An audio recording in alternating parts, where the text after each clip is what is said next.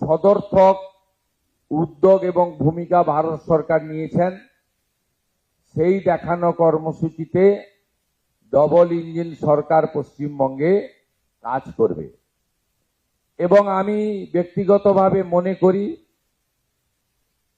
যে ওএমআর ভিত্তিতে যে লিখিত পরীক্ষা হয় তার কার্বন কপি প্রত্যেকটি পরীক্ষায় বসা যুবক যুবতীকে দেওয়া উচিত। আমি দায়িত্ব নেওয়ার পরে আধিকারিকদের জিজ্ঞেস করেছিলাম পশ্চিমবঙ্গে কিভাবে রিক্রুটমেন্টের পরীক্ষা হয়।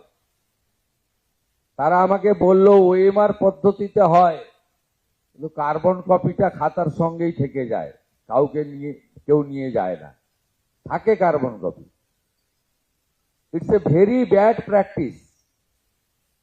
ম্যালাফাইড ইন্টেনশন, নেপোটিজম, করাপশন, এই যে ওয়ার্ডগুলো আছে এগুলোকে এনকারেজ করার জন্যই এই ধরনের একটা উদ্যোগ বা একটা মানসিকতা কাজ করেছে।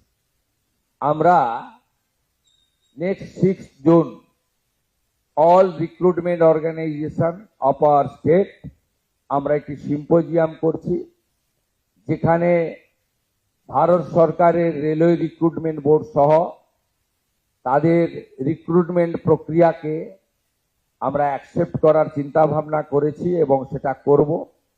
If necessary will move A fresh recruitment policy in next budget session of our assembly. আমরা আগামী অ্যাসেম্বলিতে রিক্রুটমেন্ট পলিসির জন্য যে নতুন আইন করা দরকার সেটা করব। আমাদের উদ্দেশ্য থাকবে ওএমআর কার্বন কপি রিটিন পরীক্ষার আমরা যারা পরীক্ষায় বসবেন তাদের দেব, সে প্রভিশন আছে। আমরা রিটিন এক্সাম, একাডেমিক যে স্কোর এবং সাথে সাথে এখানে পশ্চিমবঙ্গে ওরালে ভাইভাতে ম্যাক্সিমাম নাম্বার রাখা হয়েছে। It's not good. ভাইভাতে মিনিমাম নাম্বার রাখা উচিত।